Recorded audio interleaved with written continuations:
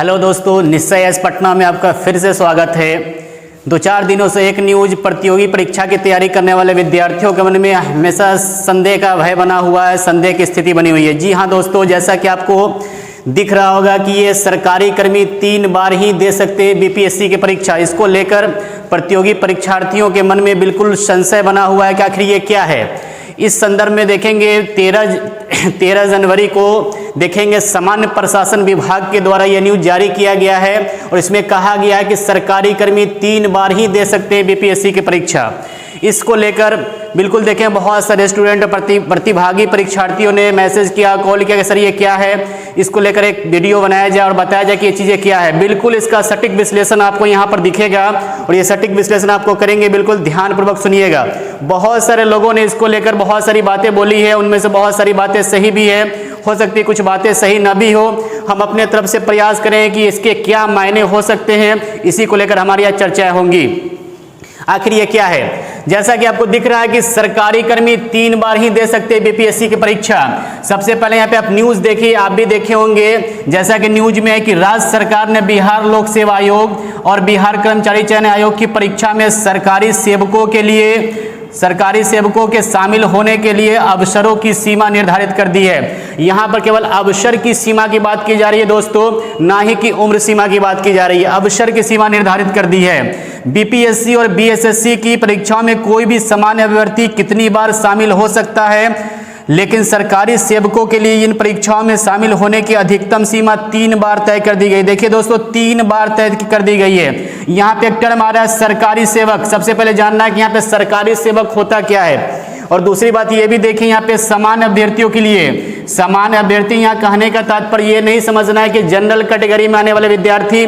यहाँ पे सामान्य अभ्यर्थी कहने का मतलब है कि जो भी प्रतियोगी परीक्षा की तैयारी करते हैं, किसी जॉब में नहीं है, उन लोगों को यहाँ पे सामान्य अभ्यर्थी से सूचित किया गया है। और जो लोग किसी जॉब में, उनको सरकारी सेवक। लेकिन याद रखना है सरकारी सेवक का क्या मायने होते हैं, ये भी हम चर्चा करेंगे, लेकिन पहले और न्यूज पढ़ते हैं। यानी कोई भी सरकारी सेवक 3 बार से ज्यादा इन परीक्षाओं में शामिल नहीं हो सकता है, 3 बार से ज्यादा शामिल नहीं हो सकता है। जबकि समान अभ्यर्थी के लिए ऐसी कोई सीमा निर्धारित नहीं होगी। हालांकि इन परीक्षाओं के लिए निर्धारित उम्र सीमा पहले की तरह ही लागू रहेगी। उम्र सीमा में कोई बदलाव नहीं किया जाएगा।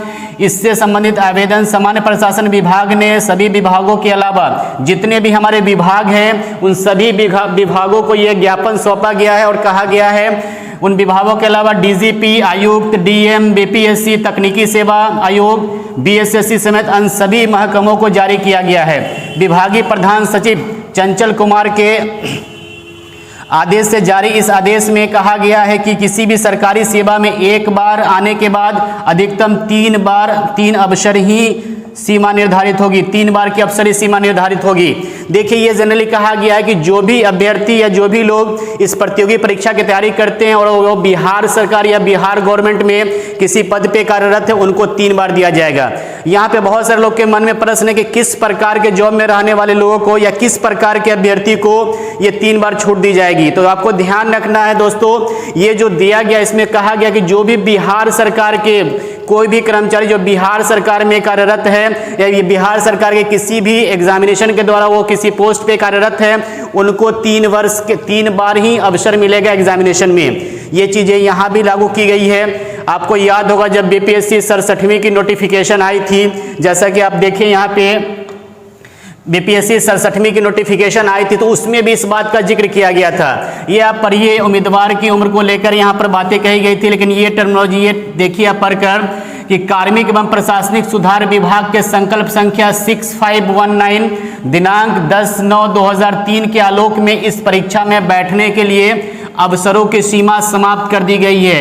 यानी अवसरों की कोई सीमा नहीं रहेगी, केवल उम्र की सीमा रहेगी, अवसर की सीमा नहीं है। उस उम्र में आप जितना बार एग्जामिनेशन हो आप दे सकते हैं, परंतु सरकारी सेवकों के लिए निर्धारित अधिकतम 3 अवसरों की सीमा लागू रहेगी।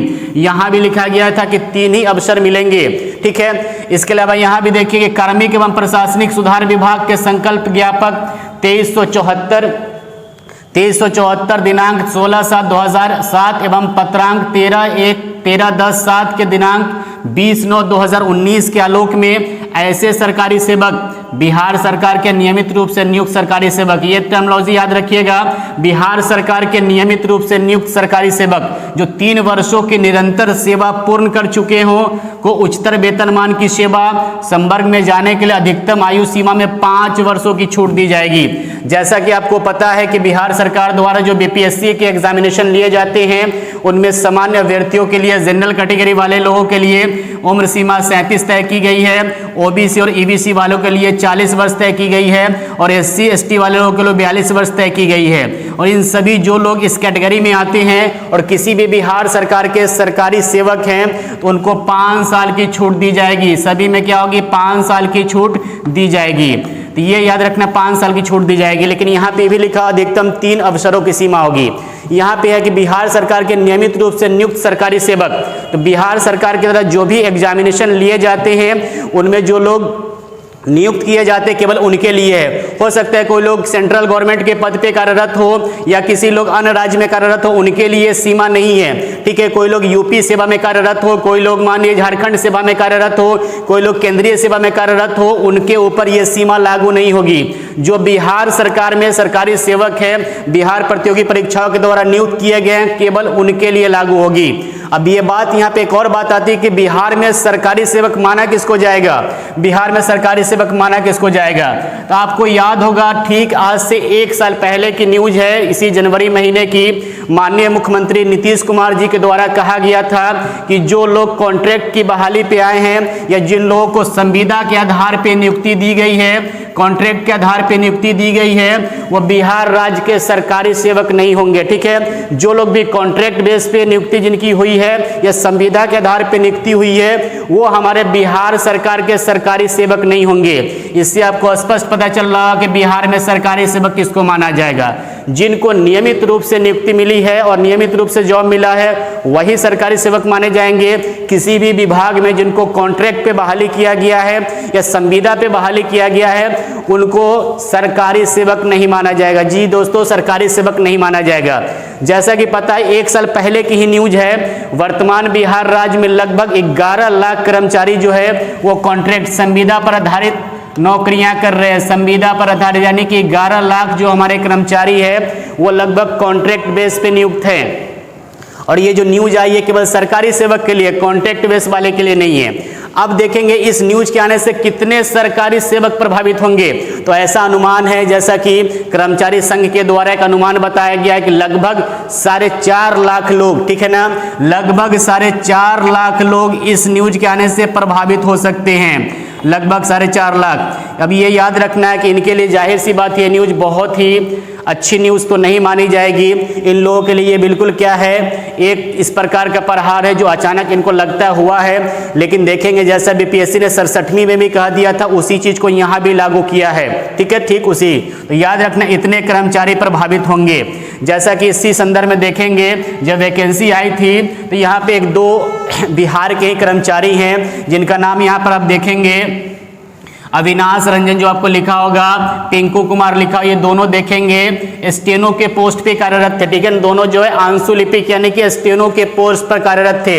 इन्होंने देखेंगे उप सचिव को ये लेटर लिखा था कि हमें जो 67वीं बीपीएससी में जो वैकेंसी आई है उसमें हमें एग्जामिनेशन देने की अनुमति दी जाए। देखेंगे ये दोनों जो विद्यार्थी हैं जो ऑलरेडी स्टेनो पे कार्यरत है, इन्होंने देखेंगे यहाँ पे अविनाश रंजन जो है इन्होंने, इनका वो 5वां अवसर है, जबकि पिंकू कुमार का देखेंगे ये 4था अवसर था। इन्होंने अनुमति मांगी थी कि फिर से हमको बहाली या फिर से एग्जामिनेशन देने की छूट दी जाए। तो यहाँ पे स्पष्ट लिखा हुआ है कि अतः उक्त अधिसूचना के आलोक में बिहार लोक सेवा आयोग के अंतर्गत संयुक्त प्रारंभिक प्रतियोगी परीक्षा में भाग लेने हेतु सरकारी सेवकों के लिए 3 से अधिक अवसर अनुमान नहीं है। ठीक है ना, 3 से अधिक अवसर अनुमान नहीं है। इससे स्पष्ट होता है कि बिल्कुल 3 से अधिक अवसर नहीं दिए जाएंगे। ये देखिए ये न्यूज आपको बिल्कुल ध्यान रखना है। 67वीं की जो वैकेंसी आई थी ये 5 जनवरी 2022 की न्यूज है। ठीक है, ये देखेंगे ऐसा इन्होंने दिया गया था, बहुत ही लेटेस्ट न्यूज है।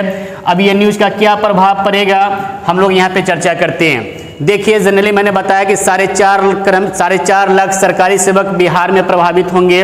और याद रखना है कौन से जो बिहार में कार्यरत है, बंगाल में कार्यरत है, झारखंड में कार्यरत है, उत्तर प्रदेश में कार्यरत है या केंद्रीय सरकार के किसी भी सेवा में कार्यरत है, उनके ऊपर यह सीमा लागू नहीं होगी। इससे पता चलता है कि बिहार के परीक्षार्थी या बिहार के प्रतिभागी पे ये चीज़ें, बिहार के प्रतिभागी परीक्षार्थियों के लिए ये अच्छी खबर नहीं है। इसमें कुछ लोग का मानना है कि ये हो सकता है हमारे अवसर की समानता का उल्लंघन करता है, कुछ लोगों का मानना है कि समानता के अधिकार का उल्लंघन करता है। खैर वो बातें अलग है कि अवसर की समानता क्या है और हमारा समानता का अधिकार है, वो बातें अलग है।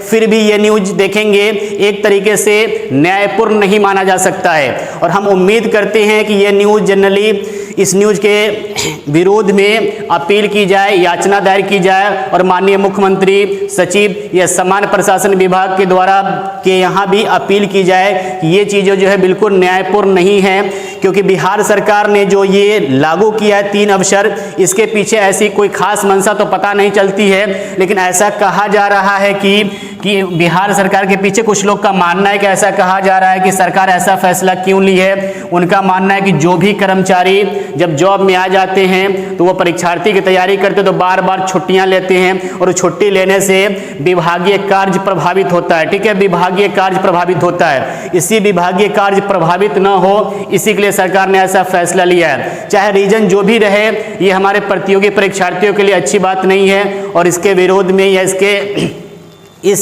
आदेश को वापस लेने के लिए याचना मुख्यमंत्री जी के यहाँ, समान प्रशासन विभाग के यहाँ करने की आवश्यकता है ताकि इन परीक्षार्थियों को न्याय मिल सके।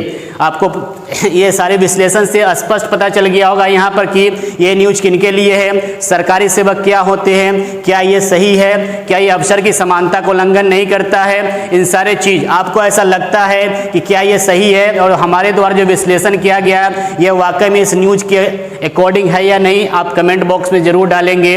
आपको क्या लगता है कि ये चीज़ें होनी चाहिए या नहीं होनी चाहिए, इसके लिए ज़रूर कमेंट बॉक्स में डालेंगे। हमारे अकॉर्डिंग तो यही कहा जाएगा यार, हमारे संस्था के द्वारा बिल्कुल यही कहा जाएगा कि इस न्यूज के विरोध में या इस न्यूज के आलोक में मुख्यमंत्री जी के समक्ष बिल्कुल याचना दायर की जाए, समान प्रशासन विभाग के समक्ष बिल्कुल याचना दायर की जाए ताकि इन लोगों को न्याय मिल सके।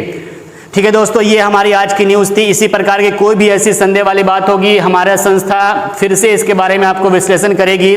और जैसा कि आपको पता है कि वर्तमान कोरोना पीरियड में हमारे संस्था के द्वारा भी बीपीएससी 67 के लिए और सीडीपीओ के लिए टेस्ट सीरीज भी ऑर्गेनाइज किए जा रहे हैं जो 19 जनवरी से स्टार्ट होंगे। और आप लोग चाहते हैं इस प्रकार के और न्यूज़ का सटीक विश्लेषण मिले, आप प्रतियोगी परीक्षा में और भी बेहतर करें, तो जरूर इस टेस्ट सीरीज को ज्वाइन कीजिए। फिर हम लोग मिलते हैं अगले वीडियो में किसी नए न्यूज के साथ। तब तक के लिए धन्यवाद, थैंक यू।